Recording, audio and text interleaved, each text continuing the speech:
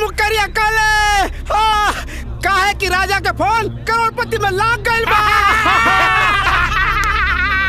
अरे बाप ने मारा चिरई और बेटा तीरंदाज। बकचोदर, करोड़पति का खेल कौनो गाजर मुरई ना, ओइजा प्यारे बड़े बड़े 30 मार खा के भी ना हवा निकल जाले। देखा बे करोड़पति में तो तोर बाप भी ना पहुंच सकेले। हाँ? बाप के नाम कैसे ले ले रहे? हाँ? ले हट, हट, हट, हट, छोड़।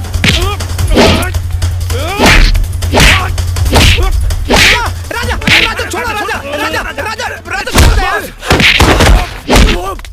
अरे जल्दी से बाबूजी को फोन लगा।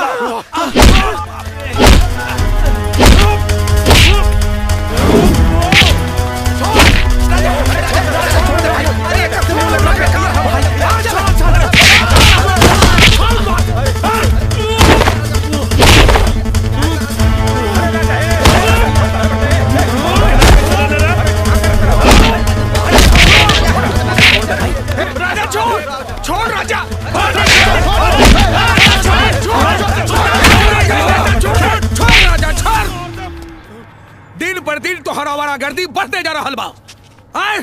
जो यहाँ से जो। बाबूजी ये डमरू अभी कम नहीं के। चुप। पागल। का रे डमरू?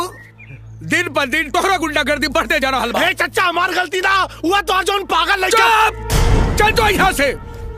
चला ना। चला चल। हम कुछ हुआ सुने के नहीं खींचाहत राजा।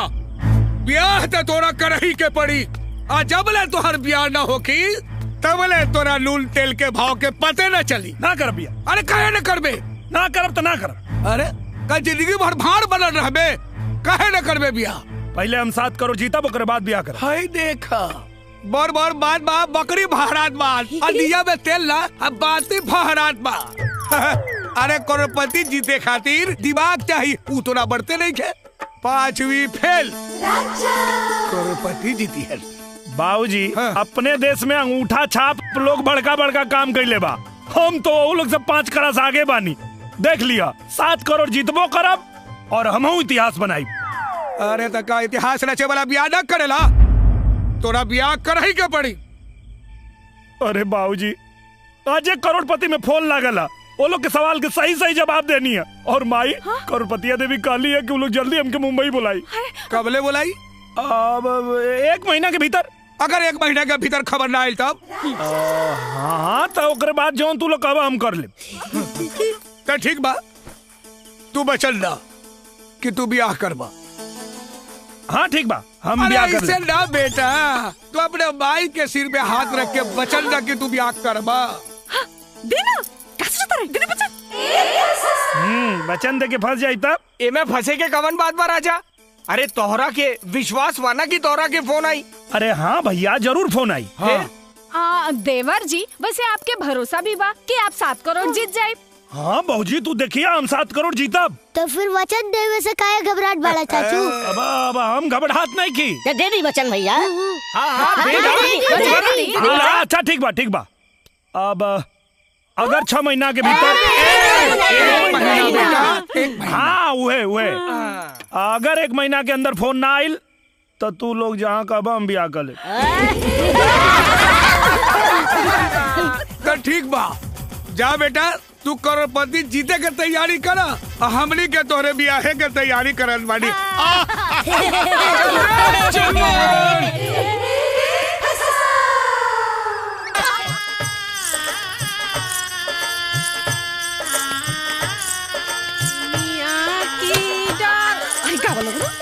निमिया की डार मैया डालेली झलुआ हो की झूली झूली ना। राजा राजा हाय देखा करोड़पति से फोन आ गइल बा।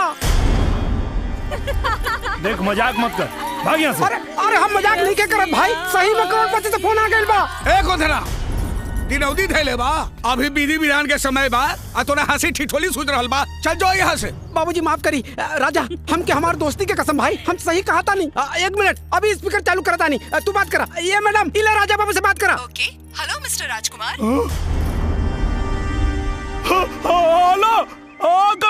भाभी नमस्ते। नमस्ते। हाँ, अब राजकुमार बोला था नहीं उर्फ राजा बाबू। बधाई हो राजकुमार जी, हमें ये बताते हुए बहुत खुशी हो रही है कि मैं बनूंगा करोड़पति के 10 भाग्यशाली प्रतियोगियों में आपका चयन हो चुका है। का हम चुना गए जी? जी हाँ, बिल्कुल। सचो में? राजकुमार जी, आपको इसी महीने की 15 तारीख को मुंबई पहुंचना होगा। 15 तारीख है? आज 13 तारीख है। मतलब परसों पहुँचे के पड़ी? इस बार हमारे शो मैं बनूंगा करोड़पति का सीधा प्रसारण 15 तारीख से शुरू होने जा रहा है। सीधा प्रसारण होके जाता? जी हाँ, बिल्कुल। मैं इसी नंबर पर आपको हमारे मुंबई ऑफिस का कांटेक्ट नंबर और एड्रेस SMS कर रही हूँ। राजकुमार जी, हमारी ओर से आपको ढेर सारी शुभकामनाएं और आपकी यात्रा मंगलमय हो। धन्यवाद। धन्यवाद धन्यवाद। परसों पहुंचे के बाद देखा राजा, तब तो तोहरा क्या आज अभी ये निकले के पड़ी यार। ए राजा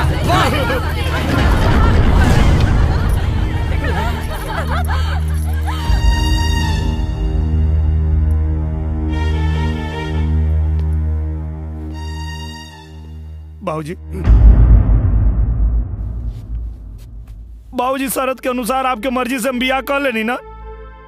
अब हमरा के करोड़पति खेले जाए थी बाबूजी हमारा सपना पूरा हो जाए।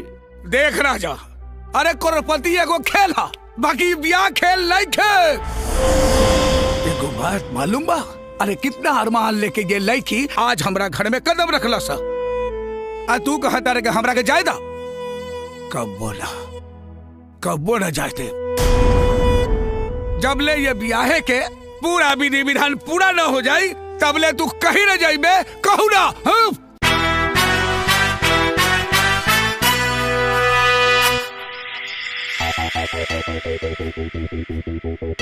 जिंदगी के हाँ खेल अजूबा केहू समझ ना पावे, ना इंसान के हाथ बा कुछ, बस सपना लाख सजावे, बस सपना लाख सजावे।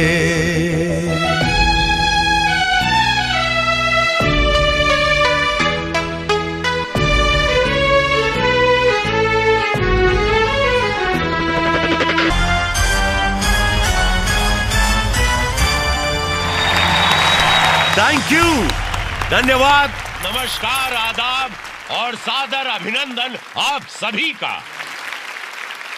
मैं रवि किशन इस अद्भुत लाइव शो में आप सभी का हार्दिक स्वागत करते हुए शुरू करता हूं सबसे बड़ा सम्मान, मैं बनूंगा करोड़पति। और ये रहे हमारे 10 जुनूनी भाग्यशाली खिलाड़ी। Hi, I am Mehul from Delhi. I am from Gaurav Sharma Mathura से। Hi, myself Dolly Singh. I'm from Mumbai and I'm a model. Today's winner is me. Hi, I'm Vanita. I'm a student from Kolkata. नमस्कार, हमारा नाम राजकुमार उर्फ राजा बाबू है। हम gram Tarwa post बसेवा जिला गाजीपुर से आयल बानी। टीवी में देखा था। आना नहीं हमो की दिखाता। हम काम तो कुछ ना करी ले, हाँ सपना बहुत देखी ले। तो देवी और सज्जनों, इनमें से कोई एक मेरे साथ हॉट सीट पर बैठेंगे जो फास्टेस्ट फिंगर फर्स्ट के सवाल का जवाब सबसे पहले सही देंगे। तो इस दौर के फास्टेस्ट फिंगर फर्स्ट का सवाल ये रहा आपके कंप्यूटर स्क्रीन पर। पता लिखने के अनुसार इन स्थानों को बढ़ते क्रम में सजाएं और आपके ऑप्शंस ये रहे: ए तहसील, बी पोस्ट, सी जिला, डी ग्राम।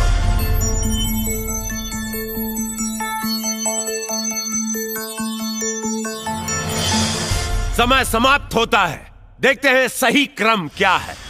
डी ग्राम, फिर बी पोस्ट, उसके बाद ए तहसील और अंत में सी जिला। वाह, सभी प्रतियोगियों ने सही जवाब दिया, लेकिन सबसे तेज जवाब दिया है श्रीमान राजकुमार जी ने।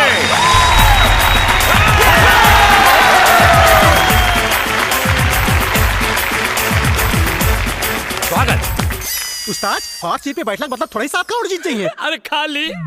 तो देवी और सज्जनों, आज हमारे सामने गर्म आसन पर विराजमान है टंडवा गाजीपुर उत्तर प्रदेश के 28 वर्षीय श्रीमान राजकुमार जी। राजा बाबू। राजा बाबू, स्वागत है आपका। तो राजा बाबू, चलिए आपको इस खेल का नियम बता देते हैं। मत बताइए भैया, हमके कुल मालूम बा। ओके, तो राजा बाबू आइए शुभारंभ करते हैं इस अद्भुत खेल का, जिसका नाम है मैं बनूंगा करोड़पति। तो राजा बाबू, लेट्स प्ले। 10,000 रुपए के लिए पहला प्रश्न आपके कंप्यूटर स्क्रीन पर यह रहा। इस लोकोक्ति को पूरा करें। सिर मुड़ाते ही खाली स्थान गिरना। और आपके ऑप्शंस हैं: ए बाल, बी उस्तरा, सी ओले, डी नाई।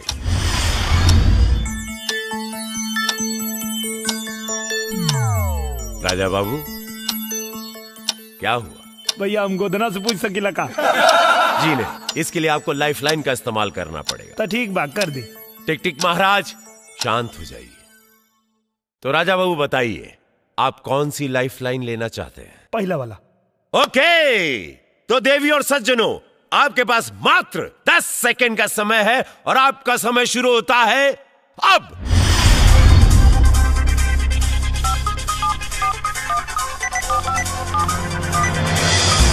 ओके, तो जो ऑडियंस का वोट है उस हिसाब से सबसे ज्यादा सी ओले को 77%, ए को 6%, बी को 6%, डी को 11% मिले। तो राजा बाबू बताइए, क्या आप ऑडियंस पोल के साथ जाना चाहेंगे या? हाँ, ऑडियंस के साथ। हाँ। तो कंप्यूटर महाशय, सी ओले को लॉक किया जाए। बिल्कुल सही जवाब। Well played audience, very well played, very well, thank you, thank you. तो राजा बाबू, आप 10,000 रुपए जीत चुके हैं और साथ ही आपकी एक लाइफलाइन खत्म भी हो चुकी है। तो आप सोच समझकर खेलिएगा बाबू। जी भैया। अब आपके सामने आ रहा है दूसरा प्रश्न 40,000 रुपए के लिए। यह रहा आपके कंप्यूटर स्क्रीन पर। इस ऑडियो क्लिप को सुनकर बताइए कि यह आवाज किस बॉलीवुड अभिनेता की है। Computer ji, please play the audio clip. ओ साहब, कोई अपनी इज्जत पर हाथ डाले मुझे अच्छा नहीं लगता। कोई शक? ओके, आपने ऑडियो क्लिप ध्यान से सुना है। अब ऑप्शन सुन लीजिए। ए मनोज बाजपेयी, बी राज बब्बर, सी मिथुन चक्रवर्ती और डी अमिताभ बच्चन।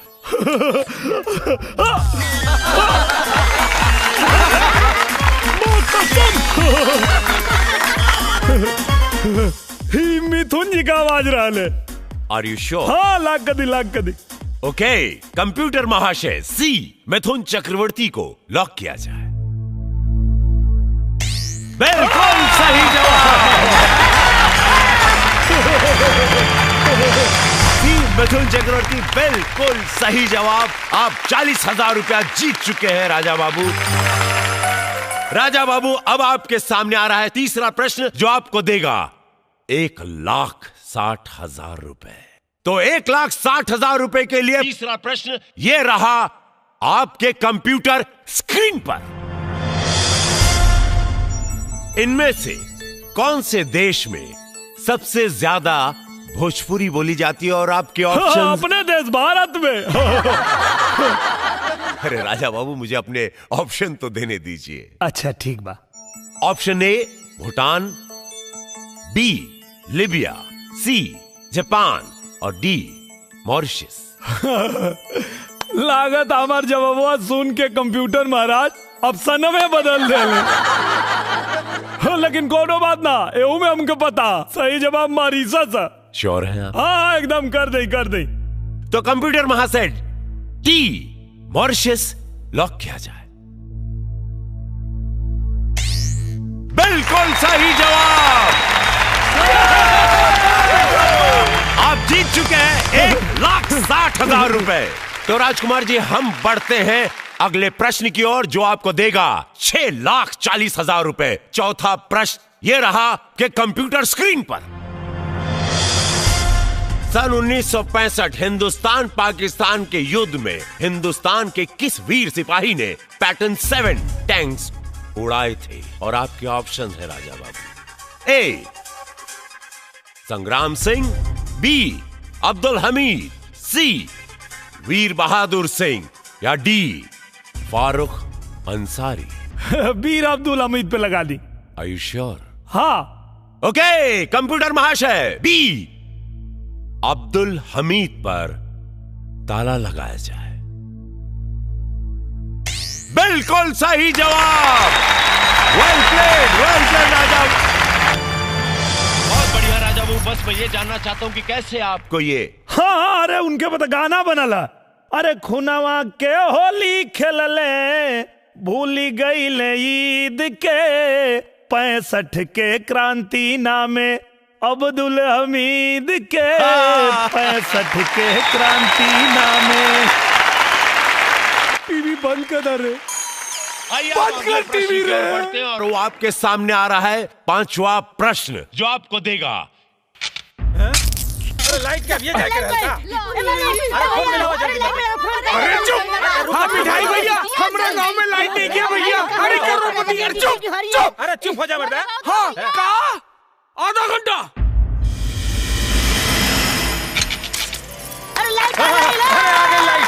राजा बाबू, अब आपके सामने आ रहा है 10वां प्रश्न जो आपको देगा 50 लाख रुपए।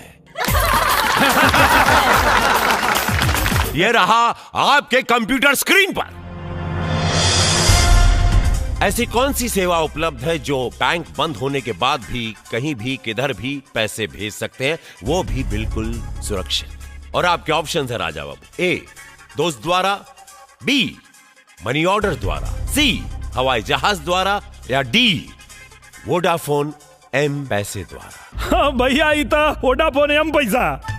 हमारे गांव के जितना लोग बाहर कमाए गए शहर में, सब लोग वोडाफोन एम पैसा से पैसा भेजे लगा में। हाँ, इस सर्विस से सब लोग बहुत खुश बा। कहे कि पैसा भेजे का ये बहुत सरल तरीका। तो लॉक कर दिया जाए। हाँ, लॉक कर दी। ओके, तो कंप्यूटर महाशय डी वोडाफोन एम पैसे को लॉक किया जाए।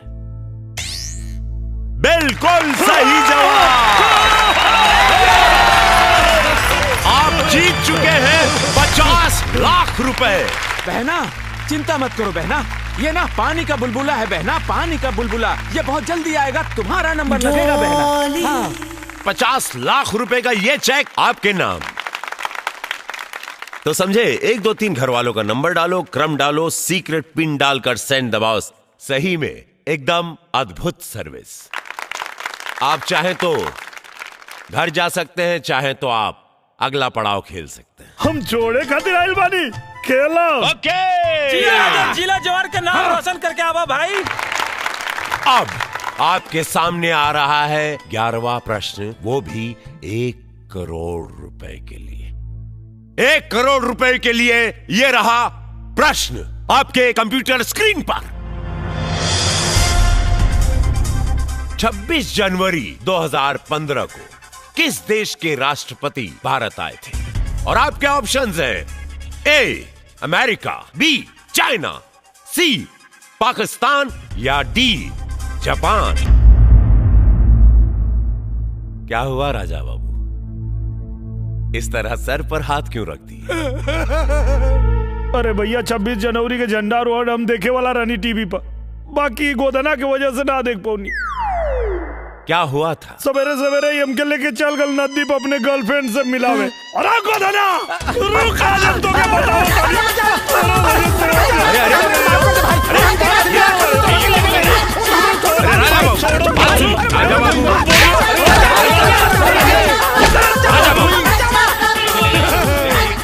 राजा बाबू क्या कर रही है? शो लाइव। 1 मिनट, आप यहाँ से चलिए, जाइए यहाँ से। राजा बाबू, ये शो लाइव चल रहा है। आपके इस अभद्र व्यवहार के कारण आपको इस शो से हम निकाल सकते हैं। ऐसी कोई बदतमीजी नहीं होगी। ओके, बैठिए आप। राजा बाबू, आपको भूलना नहीं चाहिए कि आप लाइव शो पर हैं। हम क्षमा चाहता नहीं भैया, हमरा से गलती होगी। राजा बाबू, आइंदा ध्यान रहे। तो बताइए क्या करना चाहेंगे आप? आपके पास अभी भी एक लाइफ लाइन बची हुई है। Raja Babu, life line, phone अ फ्रेंड। हम फोन पे बात करब अपना बाबूजी से। ओके, कंप्यूटर महाशय, राजा बाबू के पिताजी को फोन लगाया जाए गाजीपुर।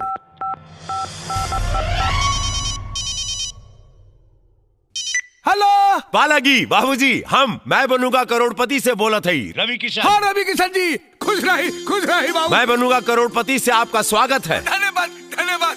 हाँ अच्छा, तो बाबूजी जैसे जनता हो कि आपका लेकर राजा बाबू हर मैं बनूंगा करोड़पति में खेलत बाड़न और बहुत बढ़िया खेलत हैं। 50 लाख रुपया तक जीत चुकल बाड़न। अब उनके सामने जौन सवाल आयल बाटे वो 1 करोड़ का बा और हमके पूरा यकीन बाटे कि आप उनके 1 करोड़ के सवाल में मदद करवा। हाँ। तो बड़ा ध्यान से सुनिए उनकर सवाल। आपके पास मात्र 30 सेकंड का समय बचल बाटे। तो अगली आवाज राजा बाबू की बोला हो। हाँ बाबूजी, पा लगी। अरे खुश रहा बचवा, खुश रहा। अरे रुका, खाना वाला खैला कि ना? अरे माई, अब जल्दी से बाबूजी के फोन दे, समय कम है।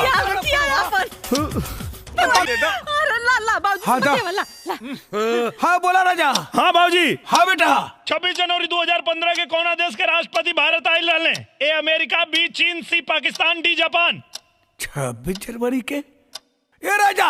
हेलो ये राजा।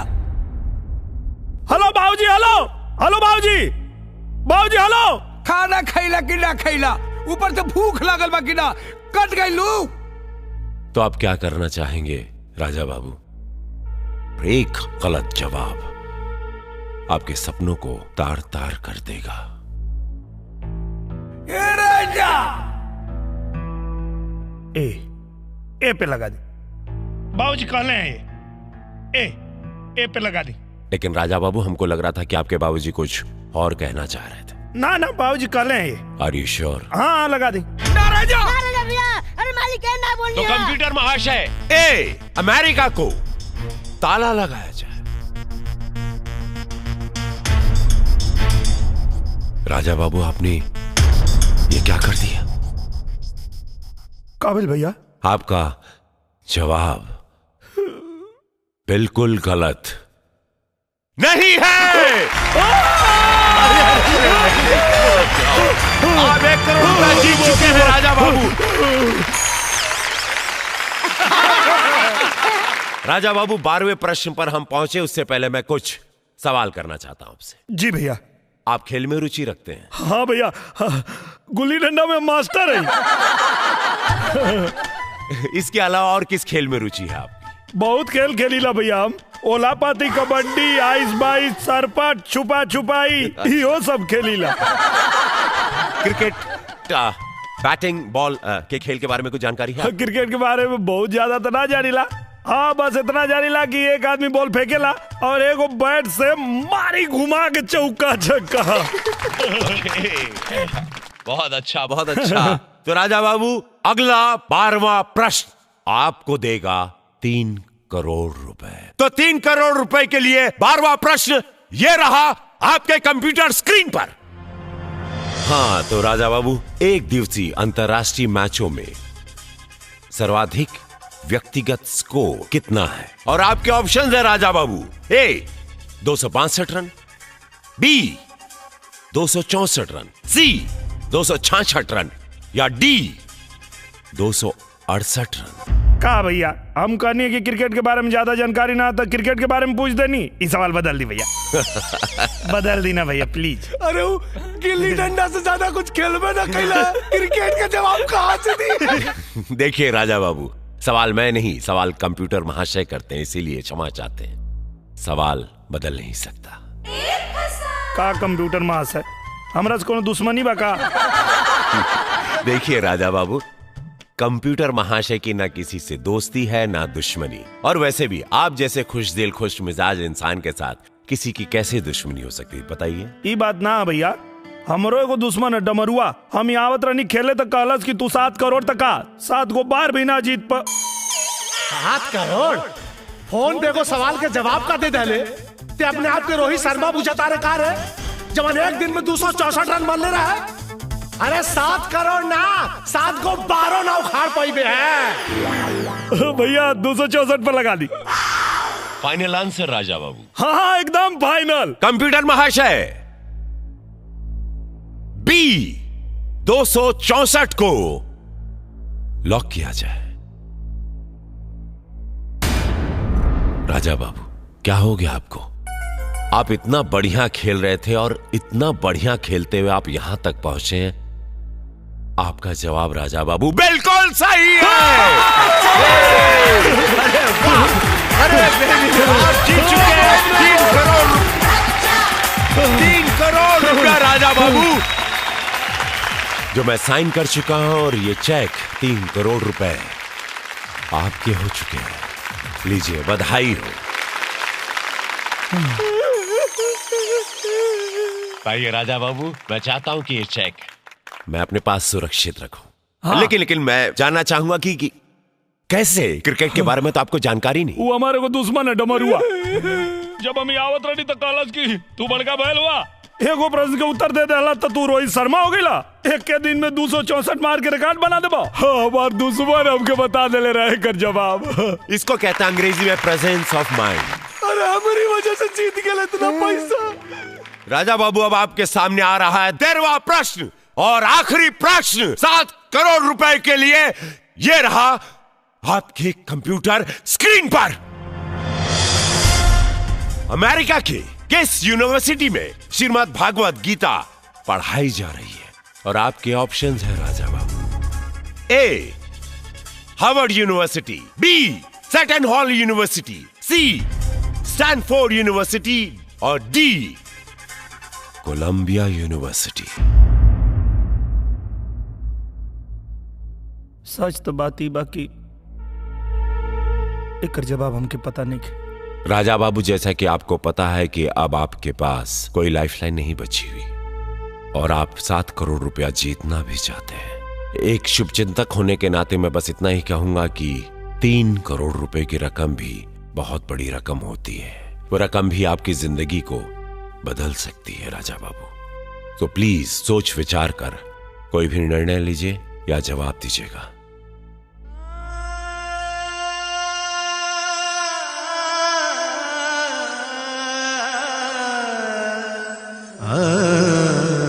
जहिया 7 करोड़ जीतब ना तो तू आ भाऊजी रबड़ बटोर के रख ला, दोनों जानी रुपया पर रबड़ चढ़ाई। अरे करोड़पति जीते खातिर दिमाग चाहिए, उतना बढ़ते नहीं थे। 5वीं फेल। देख लिया, 7 करोड़ जीतबो करब और हमहू इतिहास बनाई। जब करोड़पति वाला सवाल पूछिए ना तो कुल हेकड़ी पानी के बुलबुला नियन फूट जाई। अगर ते हार गईले तो जूता का माला तोड़ा के हम पहराई।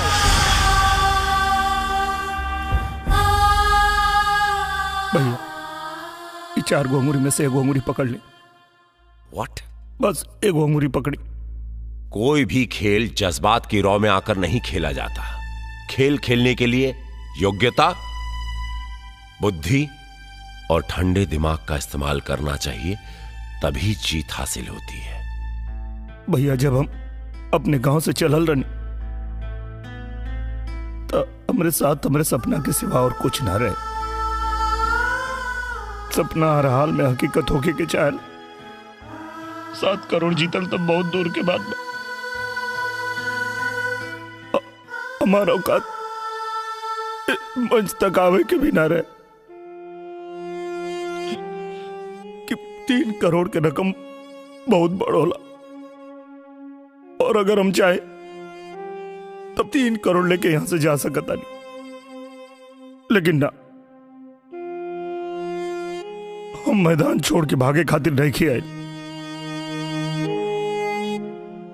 हम जीते खातिर आयल बानी, 7 करोड़ जीते खातिर, और हम भागम ना, हम खेलब भैया। ओके राजा बाबू, मैं दिल से दुआ करूंगा कि आप यहां से जीत के जाए राजा बाबू। लाइए, बढ़ाइए अपना हाथ।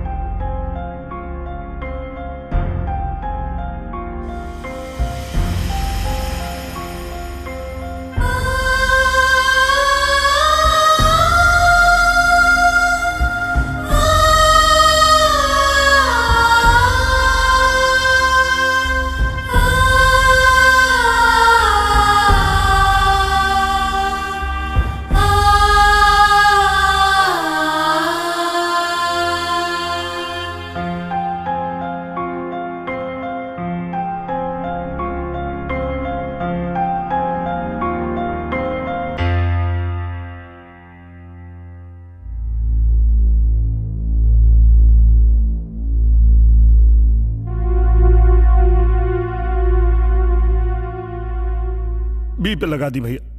अब श्योर जी। कंप्यूटर महाशय, बी सैटन हॉल यूनिवर्सिटी पर ताला लगाया जाए।